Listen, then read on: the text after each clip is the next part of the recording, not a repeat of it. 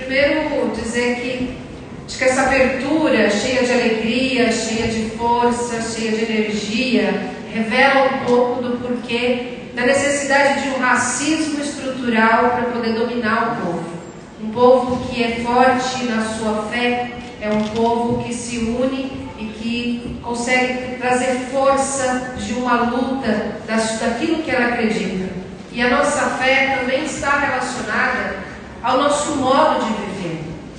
E o Brasil é um país que foi construído, se constituído a partir das estruturas do poder e de um poder de homens brancos e ricos que vieram no Brasil para cá, se estruturaram e que com a missão de explorar os outros povos, de explorar povos indígenas e também de explorar os povos africanos que vieram para cá da forma que chegaram. E todo mundo sabe dessa história triste, dessa história absurda, né? E o racismo estrutural, ele faz parte desse processo de dominação. Todas as guerras, ela também tem um cunho religioso. Toda a história, a gente olha para o contexto das guerras, eles trazem a religião como uma estrutura forte, porque a religião, ela é o ponto de força de um povo. E destruir outra religião é uma forma de destruir um povo. Então, o racismo religioso hoje apresentado no nosso país, ele tem como objetivo muito visível de destruir a força dos povos, sobretudo dos povos africanos e dos povos indígenas. E nos últimos anos, a gente viu aqui no estado do Mato Grosso do Sul as casas de rezas indígenas sendo queimadas, uma a uma.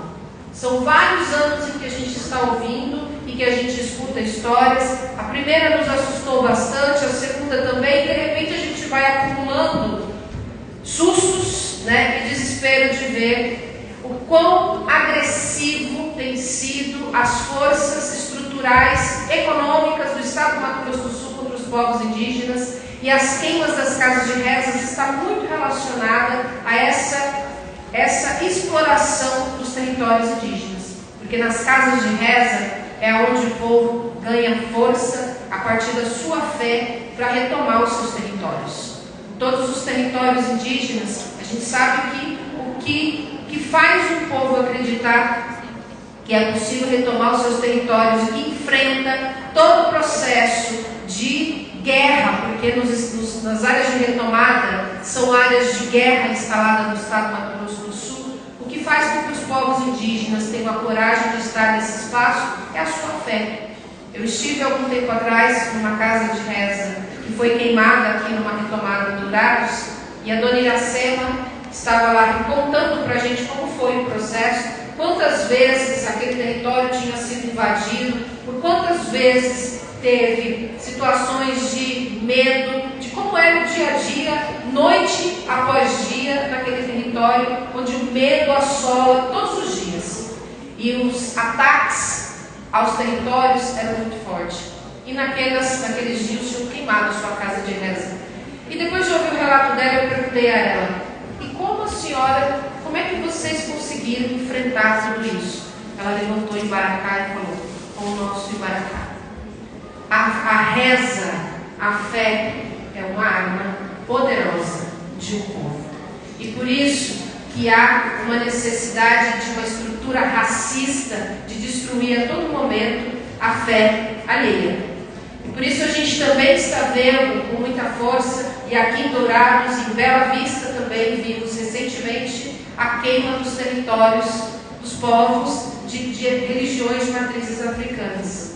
Porque há uma vontade do poder branco, masculino, machista. E é importante a gente deixar bem esclarecido, dizer de onde vem esse poder. É um poder de homens brancos e ricos que querem destruir a maneira de pensar, de viver de outros povos. Isso não tem a ver com fé ou com religião. Isso tem a ver com estruturas do poder. É importante a gente saber que não se trata de intolerância religiosa, é racismo religioso de fato, e o racismo está relacionado a uma estrutura de poder.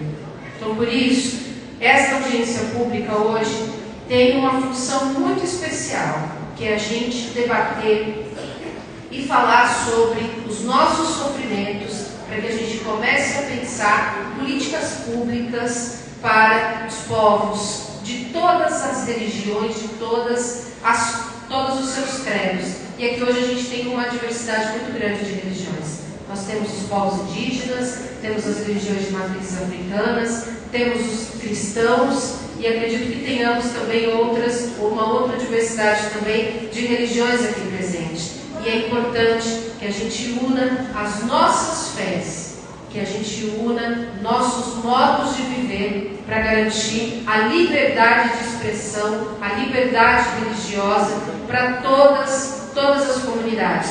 Isso faz parte de um processo democrático do país. A gente se viu perder, os ataques às religiões acontecem duramente como também uma forma de atacar a democracia no país. Então, por isso, faço um convite a todas as pessoas. Vamos juntos e juntas unir as nossas maneiras de pensar, as nossas culturas, as nossas fés, para a gente construir um país justo, igualitário, democrático e com respeito às diversidades religiosas e às diversidades culturais. Obrigada.